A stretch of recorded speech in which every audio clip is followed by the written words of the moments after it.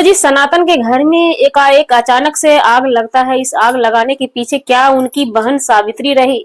सभी बहन इकट्ठा होती है और अपने पिताजी को भड़का के निकल जाती है। जो सनातन की सासू माँ पहले से ही आई हुई थी, सब आदमी अच्छे से रह रहे थे और अचानक से उनके पिताजी भड़क उठते हैं, अपनी समधन के ऊपर भड़कते हैं कि तुम्हारी सासू माँ जो है हमें देखना पसंद नहीं करती है, घर हमारा और तुम्हारी सासू माँ अपनी हुकूमत चलाती है, और वो घर से निकल जाते हैं। क्या ये सनातन भाई बदल चुके हैं?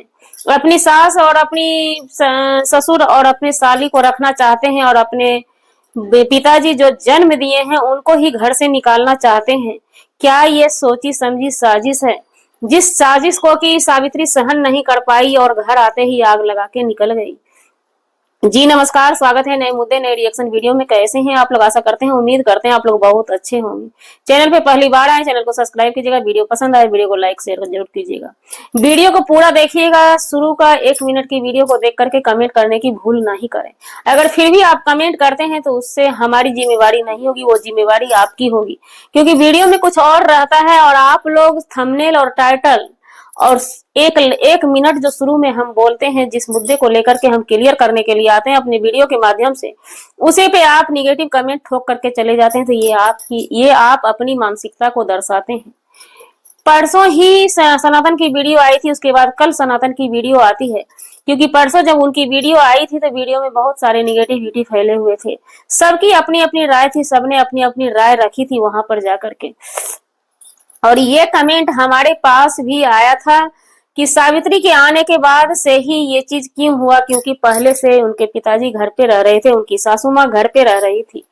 हालांकि देखिए, हम इन सब चीजों को बिलीव नहीं करते हैं, विश्वास नहीं करते हैं। होता क्या है, 4 बर्तन जब एक जगह होता है तो ढनमन होना स्वाभाविक है। उसमें भी जो लोग गांव से बिलोंग करते हैं या कहीं से भी बिलोंग करते हैं, जैसे कि अब ससुराल में सासू माँ को भी रखना और अपनी माँ बाप को भी रखना बहुत मुश्किल होता है एक जगह। ये कहने का है कि हमारे घर के गेस्ट हैं, लेकिन एक गेस्ट होता है, मेहमान नवाजी होता है 3 दिन से 4 दिन का, 2-3 दिन की मेहमान नवाजी होती है। अगर आपके घर में इतनी इतनी लंबी टाइम तक कोई भी रहेगा तो वो मेहमान नवाजी नहीं रह जाती। और आदमी का नेचर और सिग्नेचर नहीं बदलता है। सनातन के पिताजी का भी ये नेचर है कि वो चाहते हैं कि हम किसी को हाथ में दे रहे हैं तो वो हमसे हाथ में रिस्पेक्ट से ऐसे करके ले। लेकिन वहीं पे सनातन की सासू माँ का भी ये नेचर है, वो किसी से भी, पराये लोगों से, पराये मर्द के हाथ से या जो भी वो समझती होगी उनके हाथ से वो हाथ में लेना पसंद नहीं करती है और कह देती है इतनी सी बात कि आप बगल में रख दीजिए। तो इसी पे सनातन के पिताजी गुस्सा हो जाते थे।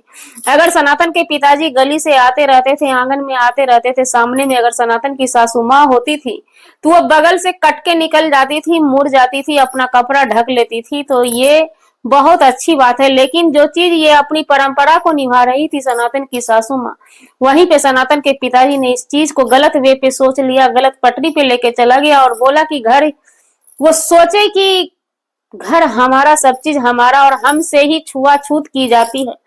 अपने बेटे को 1 बार नहीं 2-3 बार कहते हैं और उनका बेटा खुद सनातन भाई इस चीज को डील करने का कोशिश करते हैं, लेकिन कहते हैं ना बहुत थक गए।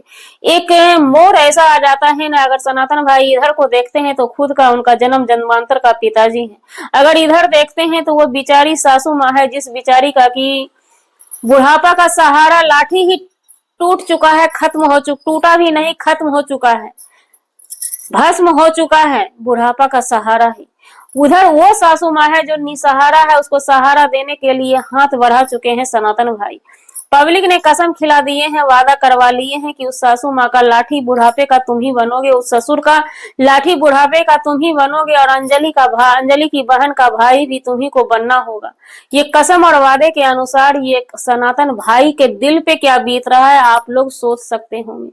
हालांकि डेली डेली का ये लोग नहीं दिखाते हैं, ये लोग खुद ही नहीं दिखाते हैं कि ज्यादा निगेटिविटी दिखा करके हम पब्लिक को भी गुमराह करें या निगेटिविटी फैलाएं।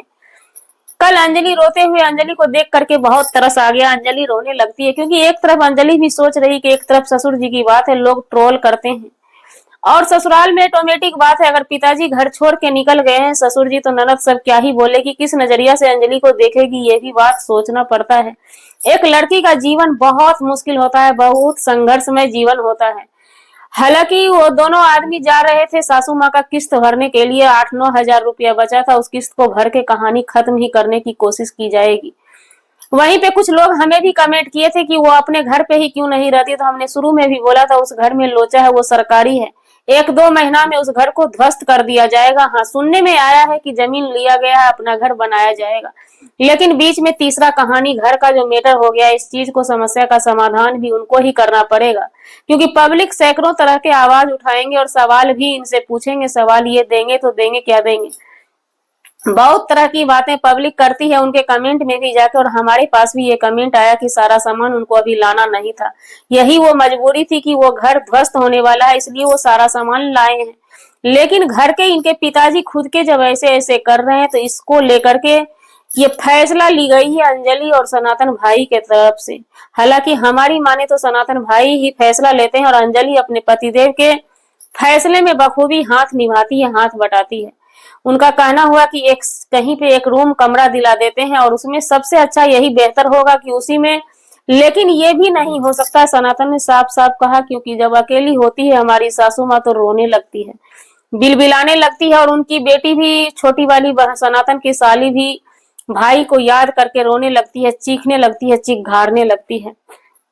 तो इसलिए वहां पे रहना अभी बहुत मुश्किल है, लेकिन धीरे धीरे करके सब चीज ठीक हो जाएगा। और उस घर में सारा सामान ससुराल वाला जो ये लोग लाए हैं, जिस चीज को लेकर के कि सोशल मीडिया पे सवाल उठाए जाते हैं सनातन भाई पे, वो सारा सामान उसी घर में रख दिया जाएगा, और मन होगा, इच्छा होगा तो इनकी सासू माँ भी वहां पर जाकर के रखेगी। लेकिन अभी फिलहाल जो लोग उनके सनातन के ऊपर ऐसा थोप रहे हैं, तो हमें नहीं लगता है कि सनातन यहाँ पे असमंजस में पड़े हैं। अगर इधर देखते हैं तो उनका खुद का बाप है, खुद का बाप अगर घर छोड़ के चला जाए, वो भी वजह उनके बेटे की सासू माँ यानी उनकी समधन वजह है, तो वो बेटा पे क्या बीतता है दिल पे।